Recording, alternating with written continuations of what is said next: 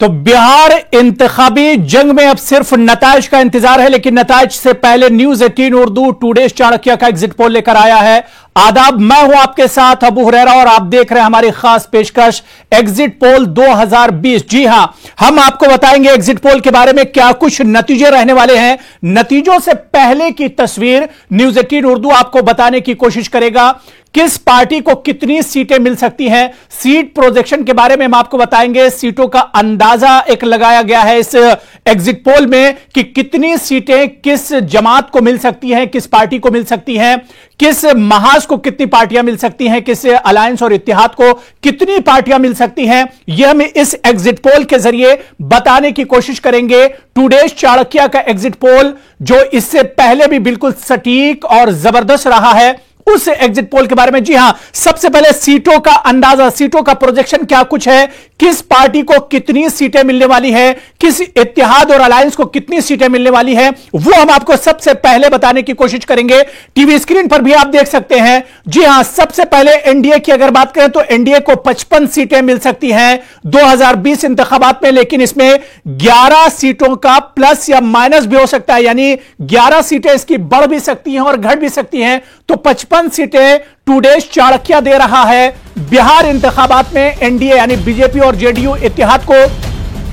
इसके अलावा अगर इस एग्जिट पोल की सबसे बड़ी हम बात करें तो आरजेडी और कांग्रेस का जो इत्तेहाद है यानी महागठबंधन अजीम इत्तेहाद को 180 सीटें मिल सकती हैं। यानी एक अच्छी खबर है आरजेडी और कांग्रेस के लिए, जिन्हें 180 सीटें बिहार में मिलती दिख रही है इस एग्जिट पोल के जरिए। लेकिन इसमें भी 11 सीटों का फायदा या नुकसान हो सकता है। इसी तरह अगर अदर्स की बात करें तो उनके खाते में 8 सीटें जा सकती हैं, लेकिन उनको भी 8 सीटों का नुकसान या फिर 11 सीटों का फायदा या नुकसान हो सकता है। लेकिन यह एग्जिट पोल बता रहा है, चाणक्य का एग्जिट पोल बता रहा है कि एनडीए को बड़ा झटका बिहार में लगने वाला है। बीजेपी जेडीयू इत्तेहाद यानी एनडीए को 55 सीटें 2020 के इंतखाबात में मिल सकती हैं। लेकिन इन 55 सीटों में जो हमारा एक अंदाजा है, जो टुडे चाणक्य के एग्जिट पोल का अंदाजा है, इसमें 11 सीटें प्लस या माइनस भी हो सकती हैं, यानी 11 सीटें बढ़ भी सकती हैं और 11 सीटें घट भी सकती हैं। लेकिन सबसे बड़ी जो खबर है वो ये है कि अजीम इत्तेहाद यानी अगर महागठबंधन की बात करें, आरजेडी कांग्रेस का जो इत्तेहाद है अगर उसकी बात करें तो उसके खाते में 180 सीटें जा सकती हैं और इन 180 सीटों में 11 सीटों का फायदा या नुकसान हो सकता है। यानी यह कहा जाए कि अक्सरियत के साथ सरकार बन रही है अजीम इत्तेहाद की बिहार में, यानी नीतीश कुमार के लिए बहुत बड़ा झटका और तेजस्वी यादव, इसके अलावा अजीम इत्तेहाद के लिए एक बड़ी खुशखबरी है। इस एग्जिट पोल में आपको बताते चले कि बहुत से लोगों के जहनों में इस सवाल भी उठता है कि आखिर इस एग्जिट पोल पर भरोसा कैसे किया जाए।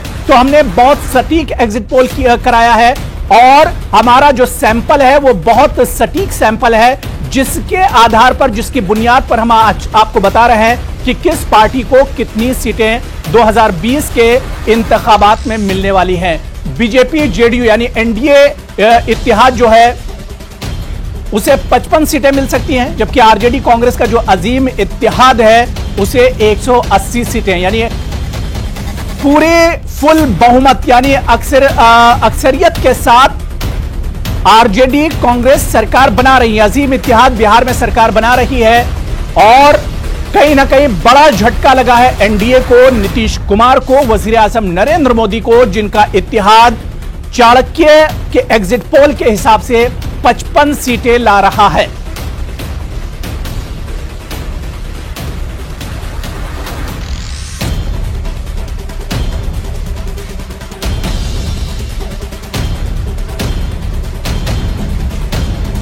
तो टुडेज चाणक्य का ये एग्जिट पोल है जो हम आपको बता रहे हैं और सीटों का एक अंदाजा हम आपको बता रहे थे कि इस एग्जिट पोल के हिसाब से 55 सीटें एनडीए को मिल सकती हैं और इसके अलावा आरजेडी कांग्रेस इत्तेहाद को 180 सीटें मिल सकती हैं। अदर्स के खाते में 8 सीटें जा सकती हैं। आरजेडी कांग्रेस को बहुत बड़ा फायदा हो रहा है 2018-2020 के इंतखाबात में और इसके अलावा एनडीए को बड़ा झटका लग रहा है। इसके अलावा कुछ और सवालात टुडे चाणक्य के सर्वे में पूछे गए थे, उन सवालों के जवाब भी हम आपको बताते चल रहे हैं। पहला सवाल आपकी टीवी स्क्रीन पर है कि वोटिंग पैटर्न किस चीज को देखकर किया गया, क्या कुछ इश्यूज थे जिन्हें देखकर वोट करने के लिए लोग अपने घरों से निकले, या वो कौन से इश्यूज थे जिन्हें देखकर लोगों ने वोट किया है। चलिए बहुत जल्दी वो इश्यूज हम आपको बता देते हैं। बेरोजगारी सबसे बड़ा मुद्दा बिहार के चुनाव में बना, 35% लोगों ने इसे देखा। डेवलपमेंट यानी तरक्की, 28% लोगों ने इसे देखकर वोट किया। करप्शन यानी बदउनवानी, 19% लोगों ने इसे देखकर वोट किया है। और 6% कुछ ऐसे मसाइल थे जिन्हें देखकर लोगों ने वोट किया है। यानी सबसे बड़ा इशू जो बिहार के इंतखाबात में बना वो अनएम्प्लॉयमेंट, बेरोजगारी, और शायद यही वजह थी जिसे इस बार इंतखाबात में सबसे ज्यादा जोर शोर से अजीम इत्तेहाद ने उठाया था, तेजस्वी यादव ने उठाया था। हालांकि बाद में जेडीयू और एनडीए ने भी इस इशू को उठाया, लेकिन सबसे बड़ा जो मसला बिहार के लोगों के सामने है, जिस चीज को देखकर, जिस इशू को और फैक्टर को देखकर लोगों ने वोट किया, वो बेरोजगारी का है। 35% लोगों ने बेरोजगारी के मसले को देखते हुए वोट किया है। इसके अलावा डेवलपमेंट और तरक्की बहुत बड़ा बिहार का इशू है। डेवलपमेंट के इशू के नाम पर 28% लोगों ने वोट किया है। इस इशू के नाम पर 28% लोग पोलिंग बूथ तक पहुंचे, उन्होंने वोट किया। 19% लोगों का मानना है कि करप्शन भी एक बड़ा इशू है, और करप्शन के नाम पर 19% लोग पोल करने के लिए पहुंचे। और इसके अलावा जो दूसरा सवाल हमने वो पूछा था कि क्या बिहार में आप चाहते हैं सरकार बदलनी चाहिए, क्या आप बिहार में सरकार बदलना चाह रहे हैं? इसका जवाब जो सर्वे में आया है वो भी बड़ा चौंकाने वाला है। उस सवाल का जवाब भी हम आप तक पहुंचा दें। जी हां, इस सवाल का जवाब यही था कि 63% लोगों का मानना है कि बिहार में सरकार बदलनी चाहिए, रियासत में सरकार बदलनी चाहिए, जबकि 27% लोगों का मानना है कि सरकार नहीं बदलनी चाहिए। यानी हमारा यह सर्वे ही बता रहा है कि लोग अब सरकार में बदलाव चाहते हैं। लोग चेहरा ही नहीं बदलना चाहते हैं, बल्कि सरकार भी बदलना चाहते हैं।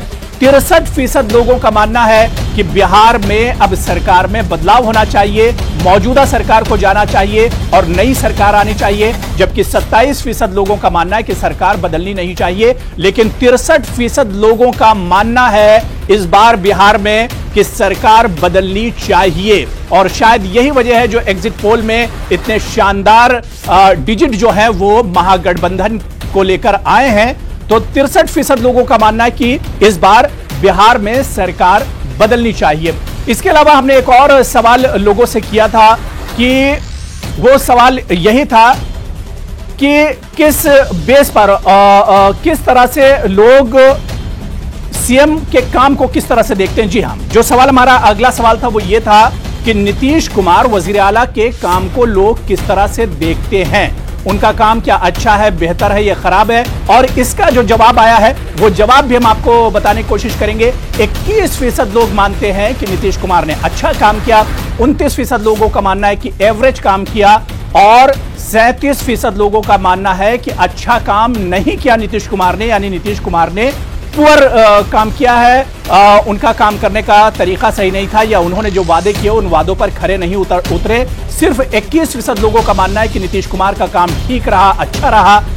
29% लोग मानते हैं कि एवरेज रहा काम, ना बहुत खराब रहा ना बहुत अच्छा। लेकिन 37%, एक बड़ी तादाद लोगों की मानती है कि नीतीश कुमार के दौर में काम नहीं हुआ, वजीर आला नीतीश कुमार के इख्तिदार में काम नहीं किए गए, न डेवलपमेंट के काम हुए, न बेरोजगारी पर चर्चा हुई, न तालीम और हेल्थ पर काम हुए। तो कहीं ना कहीं ये भी एक बड़ा इशू था। 21% लोग मानते हैं कि वजीर आला नीतीश कुमार ने नीतीश कुमार ने काम किया है, जबकि 29% लोग मानते हैं कि एवरेज काम रहा नीतीश कुमार का उनके इख्तिदार में, और 37% लोगों का मानना है कि नीतीश कुमार ने अपने इख्तिदार में काम सही नहीं किया, जो वादे किए थे वो वादे पूरे नहीं हुए।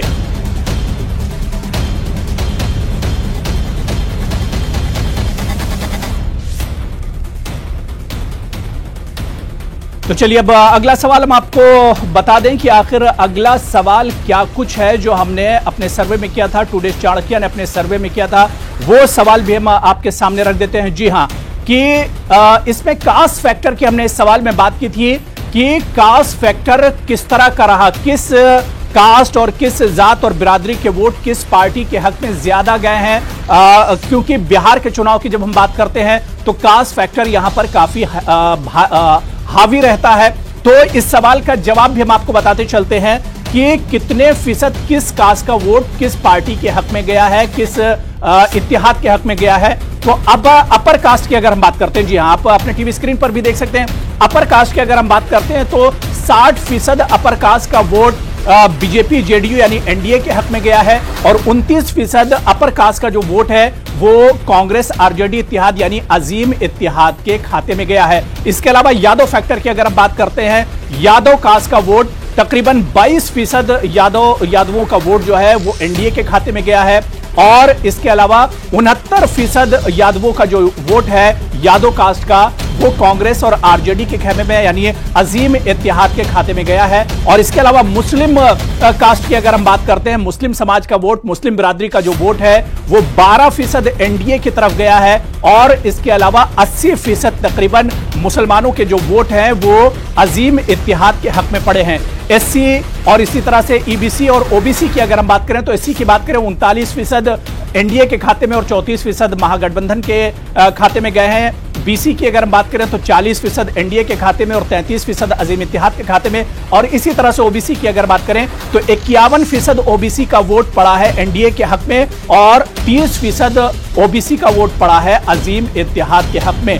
तो ये वो तस्वीर ग्राफिक्स के जरिए हम आपको दिखा रहे हैं कि कास्ट फैक्टर बहुत अहम है बिहार में, लेकिन किस कास्ट का, किस जात बिरादरी का वोट किस पार्टी के हक में और किस इत्तेहाद और अलायंस के हक में गया है वो हम आपको बताने की कोशिश कर रहे थे। जहां पर यादव कास्ट बहुत अहम फैक्टर माना जाता है, इसके अलावा अपर कास्ट और मुस्लिम कास्ट ये बहुत अहम माने जाते हैं बिहार की सियासत में। तो यादवों की अगर बात करते हैं तो 22% यादवों का वोट गया है एनडीए के खाते में और तकरीबन 69% यादवों का जो वोट है वो गया है अजीम इत्तेहाद के हक में, क्योंकि लालू यादव हमेशा एमवाई फैक्टर की बात करते थे, मुस्लिम और यादव फैक्टर की बात करते थे। कहीं ना कहीं इस बार लग रहा है कि अजीम इत्तेहाद के लिए और आरजेडी के लिए एमवाई जो फैक्टर है वो एक तरह से काम करता नजर आ रहा है। तो चलिए एक और सवाल के बारे में हम आपको बता दें जो टुडे चाणक्य ने अपने सर्वे में लिया है, अपने एग्जिट पोल में शामिल किया है, बिहार वोट प्रोजेक्शन। जी हां, हम आपको वोट फीसद के बारे में बताएंगे कि किस इत्तेहाद और किस पार्टी के हक में कितना वोट गया है। एक अंदाजे के मुताबिक अगर हम बात करें तो बिहार वोट का प्रोजेक्शन क्या कुछ है। अब आप अपने टीवी स्क्रीन पर इस ग्राफिक्स को देख सकते हैं। 34% तकरीबन वोट एनडीए के हक में गया है, लेकिन इसमें 3% बढ़ भी सकता है और घट भी सकता है, यानी माइनस या प्लस हो सकता है 3%। तो कुल मिलाकर तकरीबन 34% जो वोट शेयर है वो एक तरह से मिलता दिख रहा है एनडीए को। इसके अलावा 44% जो वोट शेयर है वो मिलता दिख रहा है आरजेडी कांग्रेस इत्तेहाद यानी अजीम इत्तेहाद को और 22% जो वोट शेयर है वो इसमें अदर्स का है। लेकिन इन तीनों में 3% की बढ़ोतरी या घट भी सकता है और बढ़ भी सकता है, यानी माइनस या प्लस भी 3% हो सकता है। यानी कुल मिलाकर अगर देखा जाए तो यहां पर जो वोट प्रोजेक्शन है वो भी बहुत इंपॉर्टेंट हो जाता है। 44% वोट मिल रहे हैं, पूरा वोट शेयर का टोटल जितने वोट कास्ट हुए हैं उसका 44% सिर्फ अजीम इत्तेहाद को जाता दिख रहा है। इसमें 3% बढ़ भी सकता है और 3% घट भी सकता है, लेकिन जो एक चाणक्य के एग्जिट पोल के हिसाब से उनके सर्वे के हिसाब से जो अंदाजा लगाया जा रहा है वो यही है कि अजीम इत्तेहाद के हक में 44% वोट जा सकते हैं। तो लगातार हम आपको टुडे चाणक्य का एग्जिट पोल बता रहे हैं और इसके अलावा अब जो हमारा अगला सवाल जो सर्वे में हमने शामिल किया था वो हमारा सवाल यही है कि क्या कुछ सीट प्रोजेक्शन, जी हां, जो सबसे अहम सवाल है जिसका इंतजार कई रोज से लोग कर रहे थे कि क्या कुछ एग्जिट पोल होगा, क्या कुछ सीटों का बंटवारा होने जा रहा है, किस पार्टी को कितनी सीटें मिलने जा रही हैं। तो सीट प्रोजेक्शन की अगर बात करें, एक अंदाजे की हम बात करें तो न्यूज 18 उर्दू का टुडे चाणक्य का जो एग्जिट पोल है उसके हिसाब से बीजेपी जेडीयू यानी एनडीए को 55 सीटें मिल सकती हैं। इसमें 11 सीटों की बढ़ भी सकती है और माइनस भी हो सकती है, यानी प्लस माइनस हो सकती हैं, 11 सीटें आगे पीछे हो सकती हैं। लेकिन आरजेडी कांग्रेस यानी अजीम इत्तेहाद की अगर बात करें तो उसे 180 सीटें मिल सकती हैं। इसमें भी 11 सीटें माइनस या प्लस हो सकती हैं, लेकिन एक तरफा अक्सरियत में महागठबंधन आती दिख रही है। तेजस्वी यादव के लिए यह एक अच्छी खबर है और इसके अलावा अगर अदर्स की बात करें तो उनके खाते में 8 सीटें जाती दिख सकती हैं। एक बड़ा झटका है एनडीए के लिए, नीतीश कुमार के लिए, जिनके खाते में महज 55 सीटें जाती दिख रही हैं, लेकिन इन 55 सीटों में 11 सीटें घट भी सकती हैं या तकरीबन 11 सीटें बढ़ भी सकती हैं। इसी तरह से अगर हम अजीम इत्तेहाद की बात करते हैं, यानी आरजेडी कांग्रेस के इत्तेहाद की बात करते हैं, तो इन्हें 180 सीटें मिल रही हैं। इन 180 सीटों में 11 सीटें मजीद बढ़ सकती हैं या फिर इसमें 11 सीटें माइनस हो सकती हैं, घट सकती हैं। लेकिन कुल मिलाकर यह कहा जाए कि 170 से 180 के बीच या 170 से 190 के बीच सीटें रह सकती हैं अजीम इत्तेहाद की। इसे क्लीन स्वीप भी कहा जा सकता है कि एक तरफा जीत भी अजीम इत्तेहाद की हो सकती है बिहार के चुनाव में। तो नतीजों से पहले ही हमने एक तरह से आपको नतीजे बता दिए कि क्या कुछ नतीजे होने वाले हैं। ये एग्जिट पोल है, लेकिन एग्जिट पोल के बहुत आसपास ही नतीजे रहने वाले हैं बिहार के।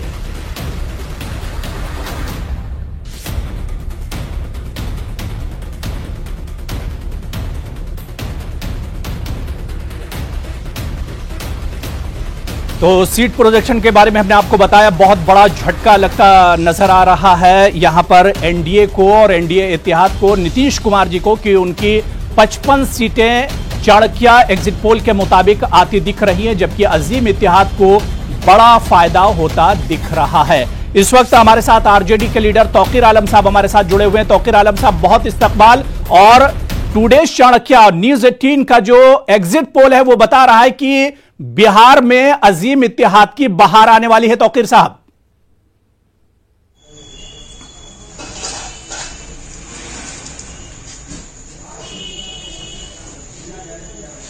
जी आप के चैनल न्यूज 18 उर्दू को राष्ट्रीय जनता दल की तरफ से बहुत बहुत मुबारकबाद जी। और मैं पूरे बिहार प्रदेश की आवाम को तहे दिल से उनको भी मुबारकबाद देता हूं, क्योंकि इस बार जो जीत का श्रेय जाता है, रोजगार की जीत, पलायन की जीत, भ्रष्टाचार की हार, शिक्षा की जीत, किसानों की जीत, गरीब गुरबाओं की जीत। मैं उन बिहार की जनता को सैल्यूट करते हैं कि उन लोगों का, हमारे साथी तेजस्वी यादव को स्नेह और प्यार मिला जी। मैं सभी को, बिहार वासियों को धन्यवाद देता हूं और उनका मैं स्वागत खैर मकदम करता हूं। बिल्कुल तौकीर आलम साहब, हमने अपने सर्वे में एक सवाल यह भी कराया था, टुडेज चाणक्य का जो सर्वे हुआ था, इसमें एक सवाल यह भी था कि किन इश्यूज को देखकर लोग वोट करने के लिए निकले। इनमें जो सबसे बड़ा इशू है वो अनएम्प्लॉयमेंट, जिस पर तकरीबन 35% लोग वोट करने के लिए अपने घरों से निकले, या ये कहिए कि इस इशू को, इस मुद्दे को 35% लोगों ने अपना मुद्दा बनाया और इसे देखते हुए वोट करने के लिए निकले। यानी बिहार में जो सबसे बड़ा इस बार इशू है वो बेरोजगारी और अनएम्प्लॉयमेंट, जिसे देखकर लोगों ने वोट किया है।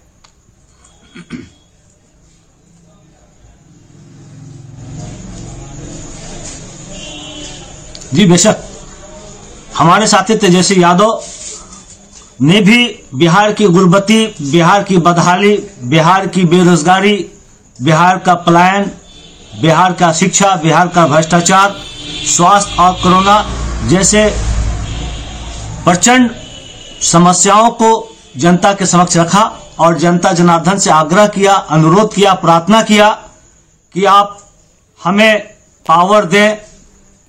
तो निश्चय ही 2020 की सरकार बनी तो हम रोजगार में तेजी लाएंगे, बेरोजगारी समाप्त करेंगे, पलायन को रोका जाएगा, भ्रष्टाचार को जड़ से उखाड़ फेंका जाएगा और शिक्षा के क्षेत्र में चरमुखी विकास की जाएगी। स्वास्थ्य के क्षेत्र में दवा और डॉक्टर की व्यवस्था की जाएगी। लोगों ने इनकी आरजू, इनके निवेदन को सुना और बिल्कुल तहे दिल से उनका खैर मकदम किया और उन्हें ताजपोशी के लिए उन्हें आशीर्वाद दे दिया। अब आपको यह भी समझना होगा, तेजस्वी यादव जी को यह समझना होगा और अजीम इत्तेहाद को यह समझना होगा कि उन्होंने जो इलेक्शन में जोरों शोर से वादा किया था, उन्होंने एक बयान दिया था कि उनकी पहली कैबिनेट की मीटिंग में जो पहला साइन होगा वो रोजगार को लेकर होगा। 10 लाख रोजगार उन्होंने देने का वादा किया है। और आप अब देखिए, जो सर्वे हम लोगों ने कराया है, उस सर्वे में लोगों का जो सबसे बड़ा मुद्दा है वो बेरोजगारी है। यानी एक बड़ा चैलेंज है ये तेजस्वी यादव के लिए कि अपने वादे को किस तरह से वो पूरा करते हैं।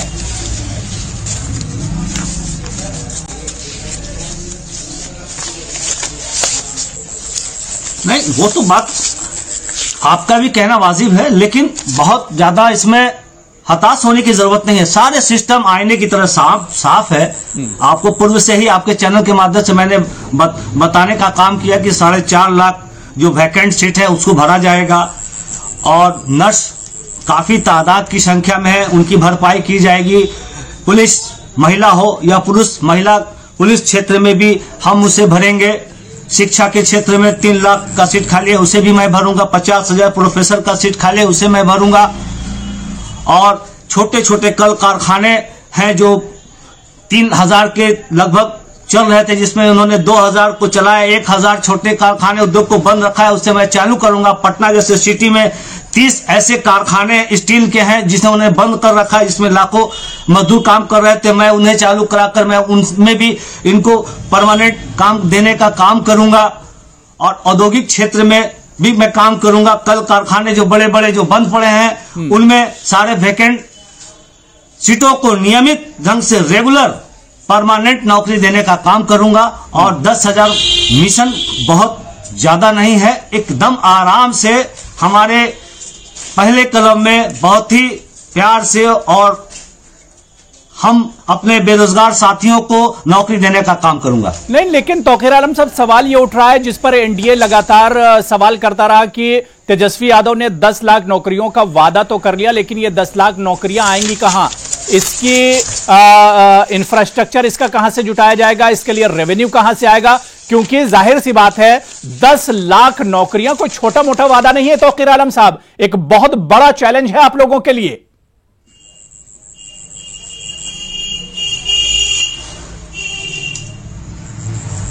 वो चैलेंज नहीं है। सबसे बड़ी बात यह है कि इनके राज्य में जो घोटाले होते हैं, काम कम पैसों की लूट ज्यादा, उस पे लगभग 60 घोटाले किए हैं, जिसमें 30,000 करोड़ के घोटाले हैं। मैं उसका रिकवरी करूंगा। जो हमारे 2,13,000 करोड़ रुपए बजट में आते थे, मैं उन्हें ईमानदारी से निर्वहन करूंगा, इस्तेमाल करूंगा। और जैसे कि इन्होंने 80,000 करोड़ वापस कर देते हैं, मैं उसे वापस नहीं होने दूंगा। मैं उसे ईमानदारी पूर्वक अपने रोजगार में लगाऊंगा। 19,172 करोड़ रुपए रेवेन्यू सरप्लस करूंगा। अगर जरूरत पड़ी तो हमारे बहुत सारे ऐसे कल कारखाने हैं, बहुत सारे ऐसे विधि आर्थिक सिस्टम है जिसे मैं उसे खानापूर्ति करने का काम करूंगा। बिल्कुल तौकीर आलम साहब, अब यहां पर अहम यह भी हो जाता है कि डेवलपमेंट भी लोगों का बहुत बड़ा इशू है, बहुत बड़ा मुद्दा बिहार के लिए रहा है। हमेशा से यह कहा जाता है कि बिहार तरक्की करेगा, बिहार आगे जाएगा, बिहार के अच्छे दिन आएंगे। लेकिन अभी भी लगता है जिस तरह से टुडेज चाणक्य के सर्वे में लोगों ने हिस्सा लिया और लोगों ने कहा कि बेरोजगारी के बाद जो सबसे बड़ा बिहार का मसला है वो डेवलपमेंट है, तरक्की है, तो कहीं ना कहीं इस पर भी फोकस करना होगा। जो लोग ये चाहते हैं कि बिहार अब तरक्की की राह पर दौड़े, तो उनके लिए भी अब काम करना होगा तौकीर साहब।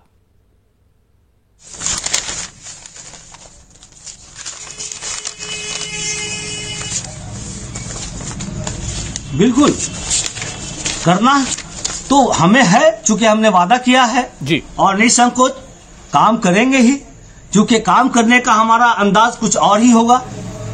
सबसे बड़ी बात है कि मैं ईमानदारी पूर्वक, मैं और हमारे सारे सहयोगी साथी महागठबंधन के जितने विधायकगण हैं, मंत्रीगण होंगे, वो अपनी ईमानदारी का इस बार परिचय देंगे निसंकोच।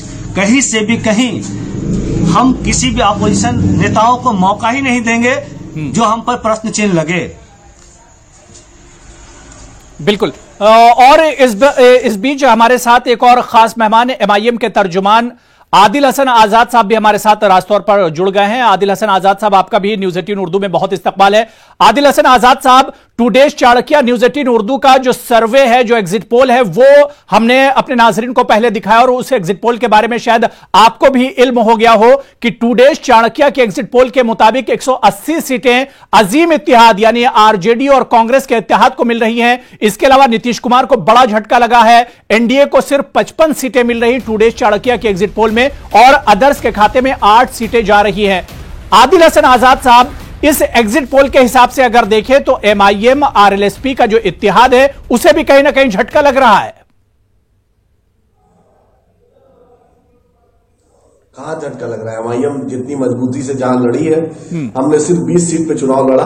अल्हम्दुलिल्लाह अच्छा पोजीशन रहेगा। सीमांचल में मजलिस इत्तेहाद मुस्लिमीन जरूर कामयाब होगी। नहीं, इस एग्जिट पोल के हिसाब से हम बात कर रहे हैं। आदिल हसन आजाद साहब, आप आदिल हसन आजाद साहब, आप तो सिर्फ ये नहीं चाहेंगे कि सिर्फ एमआईएम जीते, आप तो ये चाहेंगे कि आपका जो गठबंधन है, आपका जो अलायंस है, उसमें सभी सीटें जीत कर आए। लेकिन जो हमारा एग्जिट पोल है, चाणक्य का एग्जिट पोल है, उसके हिसाब से क्लीन स्वीप कर रही है आरजेडी और कांग्रेस अजीम इत्तेहाद बिहार में। अच्छी देखते हैं। अभी जनता की अदालत में आज तो वोटिंग हुआ है, आज तो आखिरी फेज का वोटिंग हुआ है। अभी देखिए क्या होता है। सब कुछ अगर आप इसी एग्जिट पोल पे रख दीजिएगा तो जनता का मैंडेट, जो जनता ने जो लाइन लग के वोट दिया है सुबह से लेकर शाम तक, उसका भी तो सम्मान कीजिए, वक्त सब्र कीजिए। नहीं, तो ये इसी जनता, इसी वोटर और इन्हीं आवाम का ही फैसला है। ये सैंपल लिया गया है चाणक्य एग्जिट पोल में, चाणक्य के सर्वे में, ये इसी आवाम का जवाब है। जो हमारे सवाल थे इसका जवाब बिहार के ही आवाम ने दिया है। और आदिल हसन आजाद साहब, क्या आप बहुत मंझे हुए सियासतदान हैं, काफी तजुर्बा है, आपने पासवान साहब के साथ भी काम किया, असदुद्दीन अवैसी साहब के साथ काम कर रहे हैं। मेरा सवाल यह है कि आपने बहुत से चुनाव देखे, जो एग्जिट पोल होता है कितना आगे पीछा होता है, बहुत ज्यादा फर्क नहीं होता है। जो एग्जिट पोल होते हैं नतीजे उसी के आसपास रहते हैं। आपको याद होगा हुरैरा साहब, आप बहुत पुराने टीवी जर्नलिस्ट हैं, आप भी 2015 में एनडीए को बढ़ा दिया हुआ था सब एग्जिट पोल। नहीं, देखिए न्यूज 18 ने मैं आपको वही याद दिलाना चाह रहा था कि 2015 में हम न्यूज 18 से ईटीवी थे, लेकिन उस वक्त भी हमने अजीम इत्तेहाद को ही आगे रखा था और हमारा बल्कि जो रिजल्ट था वो काफी पीछे था, लेकिन बाद में जो सबसे सटीक रिजल्ट रहा था वो हमारा ही रहा था। आदिल हसन आजाद साहब, अगर आपको याद हो तो। अच्छी बात है, बेशक अच्छी बात है। ये बात जान लीजिए कि एमआईएम के बिना सब कुछ अधूरा रहेगा। एमआईएम बहुत मजबूती से चुनाव लड़ी और इंशाल्लाह हम लोग कामयाब हो रहे हैं। हमारा इत्तेहाद भी कामयाब हो रहा है, जो है गठबंधन है वो भी कामयाब होगा। ठीक है, नहीं, दूध का दूध और पानी का पानी तो 10 तारीख देखिए हो जाएगा। अगर आप इस एग्जिट पोल को बिल्कुल उस तरह से नहीं मानते हैं तो 10 तारीख तो तस्वीर बिल्कुल साफ हो जाएगी। हालांकि हमारा यह दावा है कि यही एग्जिट पोल नतीजों में तब्दील होंगे। आप देखिएगा, 10 तारीख आपसे हमारी मुलाकात होगी। मैं आदिल हसन आजाद साहब, एनडीए की जो सूरत हाल है, एनडीए की जो सीटें घटी हैं, चाणक्य के एग्जिट पोल में सिर्फ 55 सीटें एनडीए के खाते में आ रही, नीतीश कुमार जी के इत्तेहाद में आ रही, इसके बारे में क्या कुछ कहना चाहेंगे? इतना बड़ा झटका नीतीश कुमार जी को आखिर क्यों लग रहा है? नीतीश जी को तो जाना तय था। जिस तरीके से नीतीश जी ने और जो जनता का मैंडेट का अपमान किया था 2015 में, उन्होंने कहा था मिट्टी में मिल जाएंगे, भाजपा में नहीं जाएंगे, लेकिन रातों रात जो मैंडेट का अपमान किया, धोखा किया, पीठ में छुरा घोपा, तो उनको जाना तय था। और जिस तरीके से नरेंद्र मोदी जी की सरकार ने लुभावने वादे किए थे बिहार के आवाम के भी, उन्होंने कुछ नहीं किया। डबल इंजन की सरकार सिर्फ कागज में रही। मंत्रियों की तनख्वाह बढ़ी, मंत्रियों की संपत्ति बढ़ी, इनके अफसरशाही पर कोई लगाम नहीं लगा, जनता से दूर होते गए। तो उसका नतीजा है कि नीतीश कुमार का अहंकार की हार हुई है। ये नीतीश कुमार और मोदी जी के अहंकार की और घमंड की, और जनता को उन्होंने सोचा कि बार बार बेवकूफ बनाएंगे, उसकी ये हार है। और मुझे यकीन है कि जनता जो फैसला करेगी वो बेहतर करेगी। और नीतीश जी को, क्योंकि नीतीश जी ने कल कह भी दिया था कि यह मेरा अंतिम चुनाव है, ये नीतीश जी का विदाई समारोह है। क्योंकि नीतीश जी ने कोई उसूल नहीं है, ऐसा कोई उसूल नहीं है नीतीश जी के पास। 2015 का विधानसभा देख लीजिए, 19 का देख लीजिए, कभी कहते थे मैं आरएसएस मुक्त भारत बनाऊंगा, उसके बाद हर लोग के साथ इन्होंने सिर्फ अपनी गोटी सेट की है। तो जनता तो जान गई कांट की हांडी कितनी बार चढ़ेगी। जनता ने साफ तूत इनको बतला दिया कि अन्य मार्ग इनको खाली करना पड़ेगा। और इनको जनता विपक्ष की भी भूमिका नहीं देगी। बिल्कुल जी या बिल्कुल, जाहिर सी बात है कि आवाम में एक नाराजगी तो दिख ही रही थी, आवाम की नाराजगी भी एक तरह से खुलकर आ गई थी। और अब सवाल यही उठ रहा है कि अगर इसी तरह के नतीजे रहते हैं जो चाणक्य के एग्जिट पोल है, तो ऐसे में बहुत बड़ा झटका है एनडीए के लिए, नीतीश कुमार के लिए और खासतौर से वजीर आजम नरेंद्र मोदी के लिए, जिन्होंने बहुत ज्यादा मेहनत की है बिहार के चुनाव में। बहुत छोटा सा ब्रेक लेंगे, कहीं मत जाइए, कुछ और खास मेहमान हमारे साथ जुड़ेंगे और इसी एग्जिट पोल पर हम तजिया करेंगे, इसी एग्जिट पोल पर हम और भी चर्चा करेंगे। छोटा सा ब्रेक।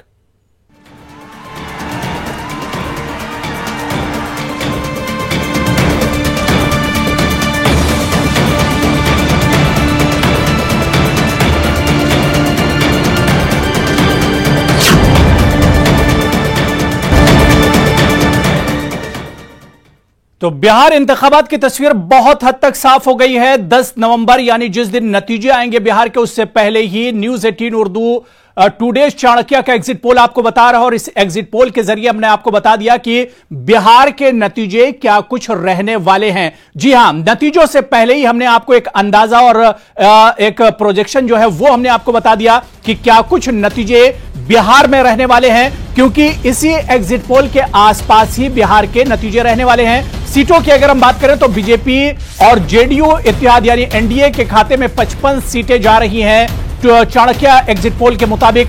आरजेडी कांग्रेस का जो इत्तेहाद है, अजीम इत्तेहाद, उसके खाते में 180 सीटें जा सकती हैं चाणक्य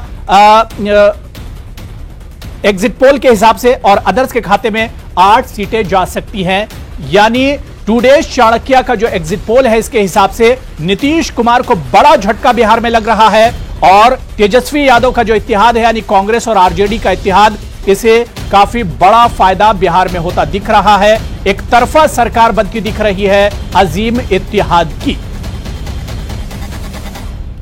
तो 10 नवंबर से पहले के जो नतीजे हैं वो हमने आपको बता दिए। 10 नवंबर को तो ईवीएम अपना फैसला सुनाना शुरू करेंगी, लेकिन उससे पहले जो एक अंदाजा है, जो प्रोजेक्शन है, वो हमने आपको बता दिया कि क्या कुछ नतीजे बिहार के रहने वाले हैं, क्योंकि टुडेज चाणक्य के एग्जिट पोल के आस ही पास बिहार के जो नतीजे होंगे वो रहेंगे। 6 से 7 और 11 सीटों का बहुत ज्यादा फायदा या नुकसान हो सकता है, लेकिन ये नतीजे इसी एग्जिट पोल के आसपास रहने वाले हैं। यानी यहां से जो तस्वीर हम देख पा रहे हैं टुडेज चाणक्य की एग्जिट पोल की, इसके हिसाब से नीतीश कुमार और एनडीए को काफी बड़ा झटका बिहार में लग रहा है और आरजेडी कांग्रेस के इत्तेहाद यानी अजीम इत्तेहाद को काफी बड़ा फायदा बिहार में होने जा रहा है। और 15 साल के बाद बिहार की सरकार बदलने जा रही है। लोग बदलाव चाह रहे थे और टुडेज चाणक्य का एग्जिट पोल बता रहा है कि बिहार में बदलाव होने जा रहा है। चेहरा भी बदलेगा, सरकार भी बदलेगी, लेकिन सवाल यही उठ रहा है कि जो मुद्दे अवाम के हैं, क्या अवाम के इन इश्यूज और मुद्दों पर भी काम होगा, यह सबसे अहम हो जाता है।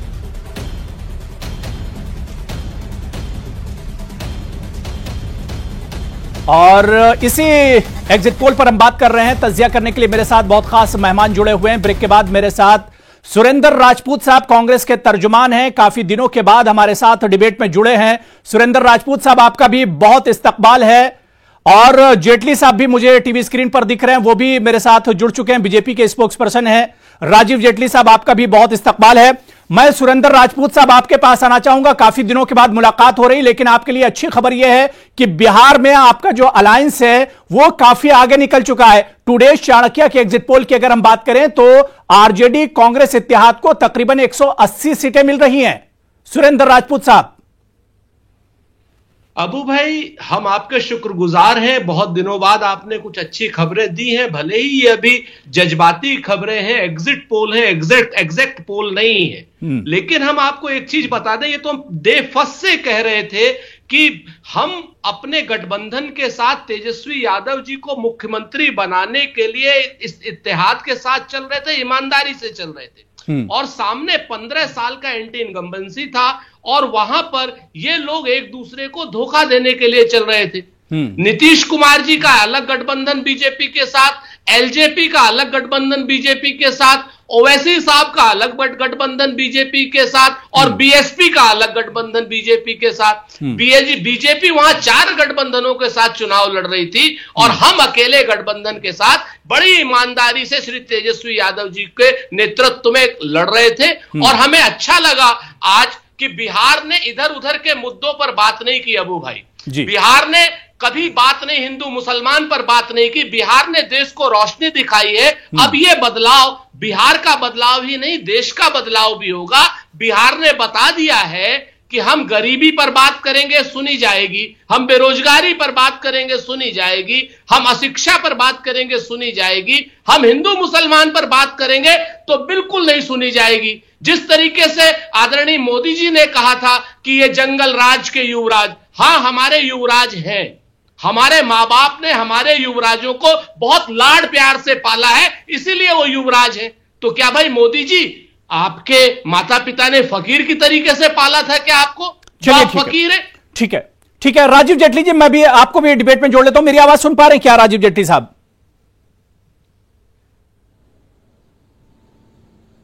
हाँ जी, मैं सुन पा रहा हूं। जी जी, राजीव जेटली जी, चाणक्य का जो एग्जिट पोल आया है, इसके हिसाब से नीतीश कुमार जी को बहुत बड़ा झटका लग रहा है, एनडीए को बिहार में झटका लग रहा है। महज 55 सीटें मिलती दिख रही इस एग्जिट पोल के हिसाब से। आपका अनुमान, आपका अंदाजा क्या कुछ कह रहा है? आपका तजुर्बा क्या कुछ कह रहा है? क्या आप इस एग्जिट पोल पर भरोसा करेंगे?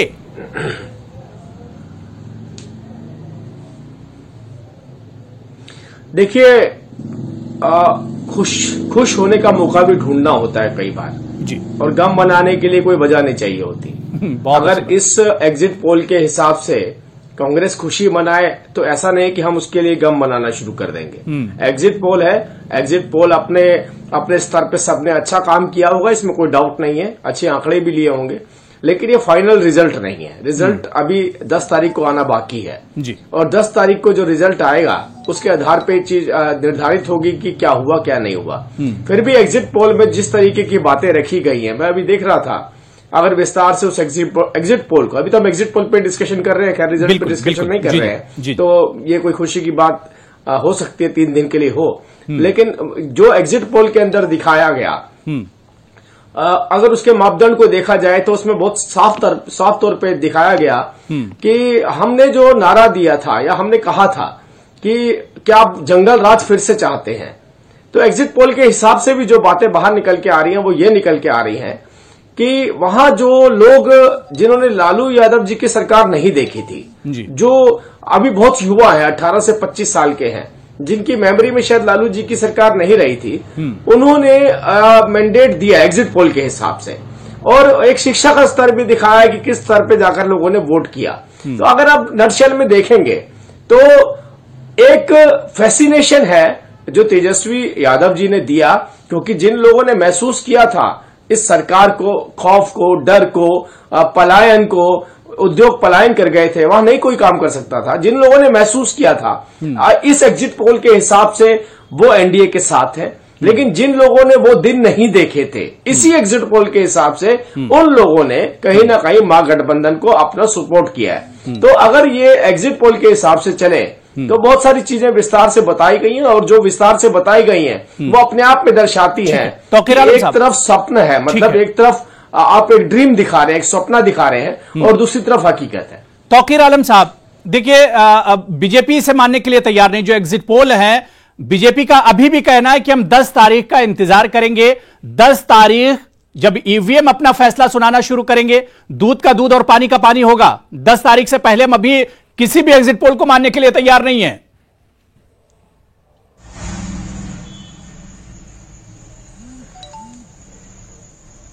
ना, ठीक है, वो अगर अपने विचार को रखते तो अपने विचार रखने के लिए वो स्वतंत्र है।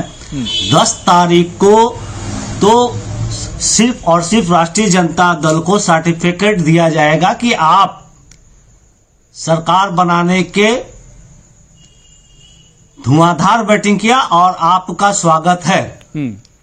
तो हम 10 तारीख को सर्टिफिकेट लेने जाएंगे सरकार बनाने की दावेदारी के लिए, और हम डबल खुशी महसूस करेंगे कि 9 नवंबर को हमारे साथी तेजस्वी यादव का जन्मदिन है और 10 तारीख को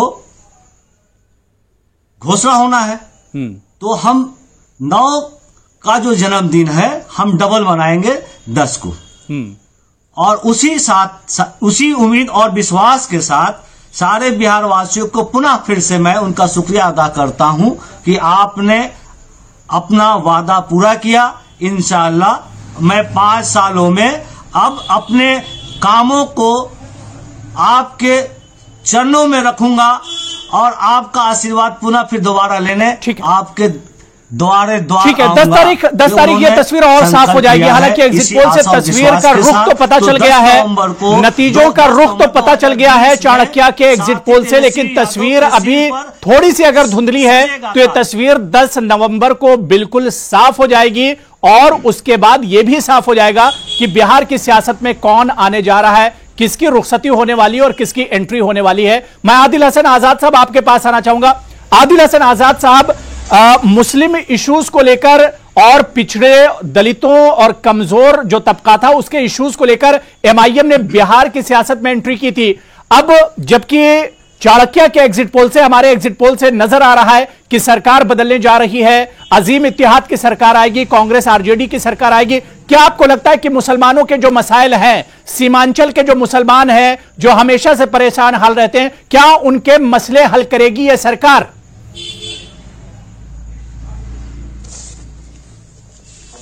सरकार को करना चाहिए। अब देखिए क्या होता है, लेकिन एमआईएम मजबूती से ये आवाज उठाएगी और एमआईएम कभी भी, चाहे सत्ता हो विपक्ष हो, एमआईएम ये नहीं देखती है, एमआईएम आवाज उठाती है और सीमांचल की जो लड़ाई है वो हम मजबूती से लड़ेंगे चाहे किसी की भी सरकार आए। उसमें कोई, आपने हैदराबाद देखा, तेलंगाना मॉडल आपके सामने है। एमआईएम जो सीमांचल की परेशानियां हैं, सीमांचल का जो हाल है, बेहाल है, हम वो आवाज जद्दोजहद करते रहेंगे और उम्मीद है कि जनता जिस मोहब्बत और शफकत से हमें वोट दिया उस पर हम खरे उतरेंगे। और जो सीमांचल ही नहीं, क्योंकि हमने बिहार में चुनाव लड़ा है, हम मजबूती से हम उनकी बात रखेंगे। कोई भी बिहार का जो वोटर है जो मुझसे जुड़ा है, जो कोई भी कम्युनिटी का, दलित हो, पिछड़ा हो, अति पिछड़ा हो, माइनॉरिटी हो, उसको इस बात का एहसास होगा कि कोई नहीं है, उसका एमआईएम जरूर है। चाहे 2 बजे रात में भी याद करेंगे, एमआईएम इंशाल्लाह उनके साथ खड़ी रहेगी। एमआईएम अपने उसूलों से समझौता नहीं करती है। ठीक है, मैं सुरेंद्र राजपूत साहब आपके पास आना चाहूंगा। सुरेंद्र राजपूत साहब, क्या आपको नहीं लगता है कि हमारा जो सर्वे हुआ था, टुडे चाणक्य का जो सर्वे हुआ था, उसमें एक सवाल यह भी किया गया था कि किन किन इश्यूज को देखकर लोग वोट करने के लिए निकले? इसमें जो सबसे ज्यादा, जो सबसे बड़ा मुद्दा है लोगों के सामने, वो बेरोजगारी का है, अनएम्प्लॉयमेंट का है। तकरीबन 35% लोगों का मानना है कि बिहार में जो सबसे बड़ा इशू है, सबसे बड़ा जो मसला है, वो बेरोजगारी का है। जब आप लोगों की सरकार आने जा रही है, जिसका एक तरह से इशारा मिल चुका है, तो क्या यह एक बड़ा चैलेंज आप लोगों के लिए नहीं होगा कि लोगों के साथ जो वादे किए गए, लोगों के जो मसाइल हैं, उन्हें निपटाया जाए और उनके जो उम्मीदें हैं उस पर खरा उतरा जाए? यह एक बहुत बड़ा चैलेंज होगा। अबू भाई, बहुत साफ सी बात है, अगर कोई भी सरकार, कोई भी पार्टी अपने कॉल पर खरी नहीं उतरती है तो उसे उस सरकार में बने रहने का कोई हक नहीं है। मैं जिम्मेवारी से कह रहा हूं। और रोजगार विहीन विकास निश्चित तौर पर इस देश के लिए विनाशकारी है। आप नरेंद्र मोदी जी को देख लीजिए, पिछले 6 साल में उन्होंने कहा था भाई 2 करोड़ रोजगार हम देंगे। उन्होंने ये तो नहीं कहा था 2 करोड़ पर साल हम रोजगार छीन लेंगे आपसे। उन्होंने कहा था कि 2 करोड़ रोजगार देंगे। आज मैं बताऊं, अपनी जिम्मेवारी से कह रहा हूं अबू भाई, सेंट्रल गवर्नमेंट में 34 लाख पद खाली पड़े हुए हैं, सैंक्शनड पद खाली पड़े हुए हैं। यह नाकिस सरकार है जो 34 लाख पद नहीं भर रही। 5,50,000 पद के आसपास है, 4,50,000, 5,50,000 बिहार में ऑलरेडी सैंक्शनड पद खाली पड़े हुए हैं। तेजस्वी जी ने साफ कहा कि उनको हम तुरंत भर देंगे। तो आप बताइए, जब 4.5 से 5.5 लाख पद बिहार में खाली पड़े हैं तो क्यों नहीं भरे जाएंगे वो? जब कल कारखाने आएंगे, जब वहां पर बिहार में विकास का काम होगा, जब वहां पे कुछ अच्छी चीजें होंगी तो निश्चित तौर पर और भी रोजगार सृजित होंगे, इसमें कहीं कोई दो राय नहीं है। अभी राजीव भाई बड़ी बात कर रहे थे कि उन्होंने जंगल राज नहीं देखा, उन्होंने मंगल राज नहीं देखा, उन्होंने दंगल राज नहीं देखा। राजीव भाई, आपके राज में हमने नोटबंदी भी देख ली, हमने मजदूरों को मरते हुए भी देख लिया, पैर के छाले भी देख लिए, हमने जो है कहीं ना कहीं पूरे देश को कंगाल होते हुए भी देख लिया। क्या क्या दिखवाएंगे आप अपने राज्य में, ये तो बता दीजिए। इस कोरोना काल में हमने ये भी देख लिया कि वैक्सीन भी आप कहेंगे कि हम बिहार में देंगे, बंगाल में नहीं देंगे। आपसे इतनी छोटी सोच के राजीव जेटली साहब, हमने ऐसे व्यापारी भी देख लिए जो कहते हैं कि मेरे खून में। ठीक है, राजीव जेटली साहब इसका जवाब दे रहे हैं। ठीक है, सुरेंद्र राजपूत जी, राजीव जेटली साहब इसका जवाब दे रहे हैं। राजीव जेटली साहब, क्या वाकई में नीतीश कुमार जी या एनडीए की जो सरकार थी वो लोगों की उम्मीदों पर खरी नहीं उतरी? चाहे बेरोजगारी की बात करें, डेवलपमेंट की बात करें, करप्शन की बात करें, इन तमाम इश्यूज पर नीतीश कुमार जी फेल हो गए।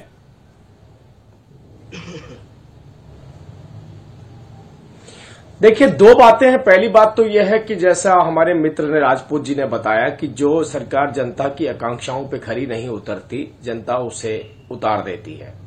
तो मुझे लगता है कि ये बात बोलने से पहले कई बार सोच लेना चाहिए था कि बार बार जनता कांग्रेस को इनका जवाब दे रही है। इसका मतलब ये पूरी तरह से जो भी बात करते हैं वो झूठी करते हैं। जनता ने तो अपना निर्णय दे दिया था। यूपीए को पूरी तरह से एक बाल्टी में समेट के और एक कोने में रख दिया था, गुसलखाने में जिसे कहा जाता है। तो आप ये अंदाजा लगाइए कि किस बुरी तरह से इनका जो हश्र हुआ। अगर उस हश्र के पीछे वजह यही थी कि आप जनता की उम्मीदों पर खरे नहीं उतरे हैं, तो मैं बहुत अच्छी बात है। आगे से आप ये नहीं कह पाएंगे। नहीं, बिल्कुल राजीव जेटली जी, देखिए सरकार बनती है, सत्ता मिलती है आवाम के काम करने के लिए। अगर कोई भी काम नहीं करेगा, उसमें कांग्रेस हो, जेडीयू हो, आरजेडी हो, एमआईएम हो, समाजवादी पार्टी हो, कोई भी हो, अगर जो काम नहीं करेगा उसका हश्र आप नतीजों में देख सकते हैं। अब मैं दूसरी बात जो बोलना चाहता हूं, ये बोलना चाहता हूं कि इस सर्वे को गहराई से देखेंगे तो विकास तो मुद्दा कहीं पे सर्वे में दिखाया नहीं जा रहा। बात देखिए ना, मैंने थोड़ी देर हमारे यहाँ विकास मुद्दा है, एग्जिट पोल तो नहीं है। जो company exit poll Rajiv Jaitley ji, मैं बीच में आपको रोकना चाहूंगा। राजीव जेटली जी, आप चाणक्य टुडेज चाणक्य का जो हमारा एग्जिट पोल है उससे देखिए कि हमने जो सवाल किया था सर्वे में, उसमें डेवलपमेंट दूसरा सबसे बड़ा मुद्दा है।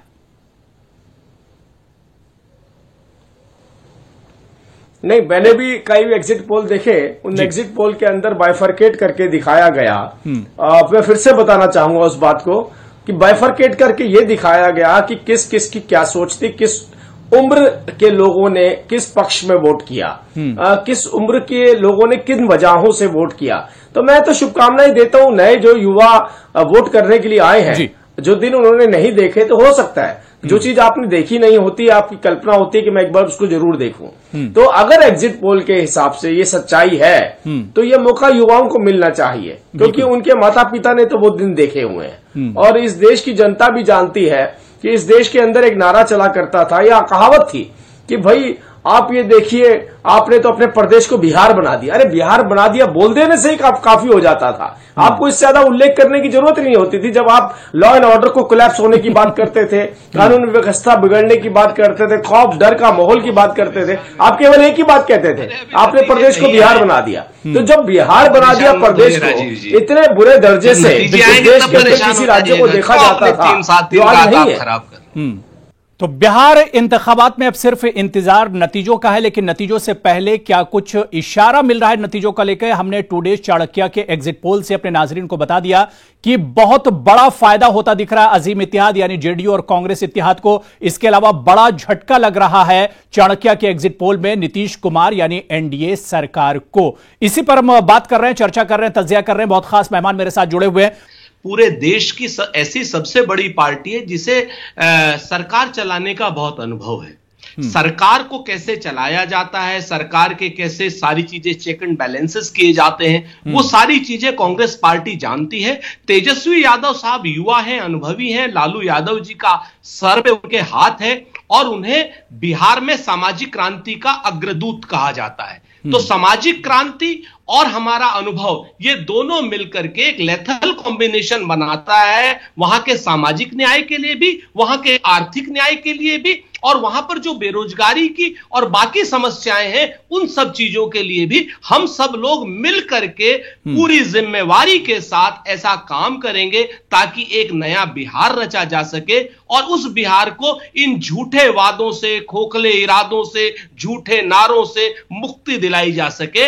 बिहार का बिहारी जो है वो अपने यहां पर काम करने की स्थिति में आ सके, लेकिन साथ के साथ इसके यह भी नहीं कहा जाए कि बिहारी बाहर नहीं जाए, बाहर भी इज्जत कमाए। बिहार की एजुकेशन पॉलिसी इस तरीके की हो कि बिहार का जो है पढ़ सके। तो ये सारी बातें बड़े चैलेंजेस हैं, लेकिन हमारे पास अनुभव भी है, योग्यता भी है और हमारे पास एक नयापन भी है। आप याद रखिएगा इस बात को कि इस चैलेंज को हम बड़ी सफलतापूर्वक पार करेंगे। ठीक है, आदिल हसन साहब, मैं आपके पास आना चाहूंगा बहुत मुख्तसर में। सरकार अगर बदलेगी, चेहरा अगर बदलेगा, तो क्या एमआईएम का सपोर्ट और आपका जो इत्तेहाद है, एमआईएम आरएलएसपी का जो इत्तेहाद है, क्या आपका सपोर्ट इस सरकार के साथ रहेगा?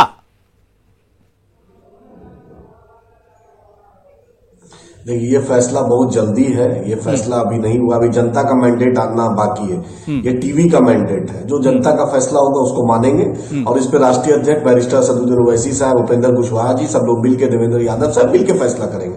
अभी कोई कैसे बोल सकता है हम किसके साथ जाएंगे, किसके साथ नहीं जाएंगे, लेकिन यकीन मानिए हम बीजेपी के साथ कभी नहीं जाएंगे इंशाअल्लाह ताला, क़यामत के आखिरी रात तक नहीं जाएंगे। और जनता की अदालत है, अभी देखिए क्या क्या होता है। कल कोई चैनल कुछ और दिखाएगा, परसों कोई चैनल कुछ और दिखाएगा। 2 दिन की तो बात है, 2 दिन में दूध का दूध, पानी का पानी हो जाएगा।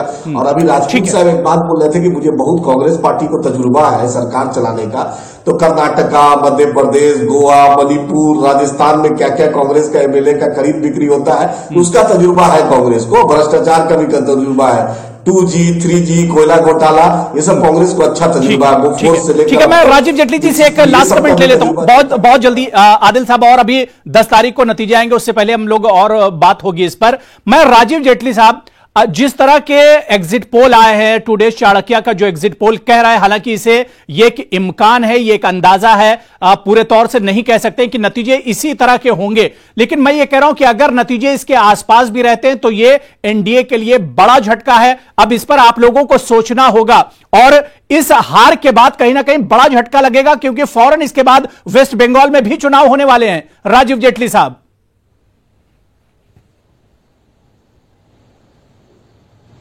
देखिए, मैं तो एक ही बात बोलना चाहूंगा कि हमने इस चुनाव के प्रचार में बार बार एक ही बात कही कि जैसी सरकार चल रही है हम वैसी देंगे जी। और यही बात क्या महागठबंधन कह सकता था कि जैसी सरकार हमने 15 साल पहले दी थी? मतलब कितना दुख रहा होगा बिहारी के मन में कि 15 साल तक इनको आसपास भटकने भी नहीं दिया। क्या ये क्लेम कर सकते हैं? इतनी बात कह के चले जाए कि भाई जैसी सरकार हमारी चल रही थी 15 साल पहले, वो दिन हम वापस लेकर के आएंगे। केवल इतना बोल तो, लेकिन एग्जिट पोल में तो आवाम यही कह रहे हैं कि हमें 15 साल पहले वाली सरकार चाहिए, हमें ये 15 साल वाली सरकार नहीं चाहिए, हमें 15 साल पहले वाली सरकार चाहिए। एग्जिट पोल में तो लोग यही कह रहे हैं। नहीं, 15 साल पहले वाली सरकार में अगर एग्जिट पोल में कह रहे हैं तो 15 साल तक ये सरकार कैसे रही बताइए? नीतीश जी की, एनडीए की 15 साल तक सरकार रही। 15 साल तक कोई देखना भी नहीं चाहता था उन दिनों को, जो दिन वो देख चुके थे। बिल्कुल नहीं, बिल्कुल जाहिर सी बात है कि ये भी एग्जिट पोल है, ये एक इम्कान है, ये एक अंदाजा है। 10 तारीख क्या कुछ होगा, नतीजे क्या कुछ होंगे, लेकिन टुडेज चाणक्य के एग्जिट पोल के आसपास भी नतीजे रह सकते हैं। एक इशारा कम से कम इस एग्जिट पोल से मिल गया कि नतीजों का रुख क्या कुछ होगा, बिहार में ऊंट किस करवट बैठने वाला है, उसका एक अंदाजा हो गया। लेकिन 10 तारीख न्यूज 18 उर्दू आप तक सबसे पहले नतीजे पहुंचाएगा। बहुत बहुत शुक्रिया सुरेंद्र राजपूत साहब, राजीव जेटली साहब, आदिल हसन आजाद साहब और तौकीर आलम साहब, सभी का बहुत बहुत शुक्रिया हमारे साथ डिबेट में जुड़ने के लिए। आदाब।